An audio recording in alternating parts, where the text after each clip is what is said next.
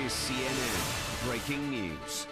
Let's get more now on our top story. Super Typhoon Haiyan. Last hour, the storm made landfall in the eastern Philippines, and it has all the makings of a major disaster. Torrential rain and winds of more than 300 kilometers per hour. We're going to go to Andrew Stevens. He is there in Tacloban. Andrew, he joins us now live. What's it looking like there right now? Well, conditions continue to deteriorate quite sharply, Patricia.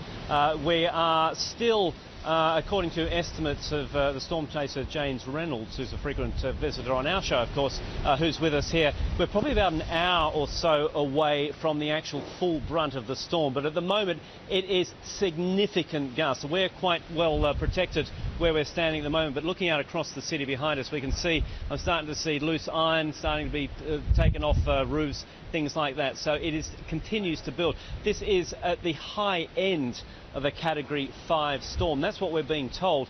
The local media is now referring to it as the storm of the century, Patricia, just to give you an idea. But certainly we've got another 3 hours or so of this. Where it hit landfall is about 300 or 400 kilometres away from where we are now. So we're expecting another 2 or 3 hours of intense winds. Perhaps then the eye will pass over. At this stage it looks like it could pass directly over us. Obviously that's things can change there, and then we've got the other side of the storm to weather. So the people in the Philippines are looking at several hours still of these incredibly strong winds, and accompanying that, of course, the very low pressure, strong winds, that combines to produce a surge, a storm surge it's called, where you get a significant increase in the sea level.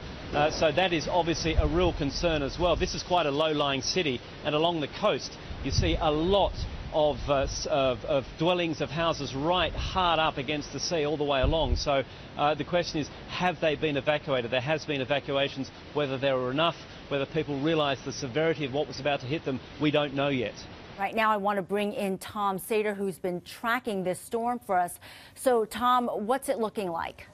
Well, conditions are going to continue to deteriorate, not only where Andrew is, but, you know, for the next 25 million people, the next that we'll see this system move from the east to the west. We're looking at a situation, in fact, you can see this is the greatest storm not only for this year, but this is going to go down in history. Now, there's several elements that you look at with a storm of this size to actually rank them, and we won't know exactly where this would rank in history for maybe some time, but it's easy to say it could be in the top 10. Could be in the top 15. We've never seen one this strong and affects such a vulnerable area and a coastline which is defenseless.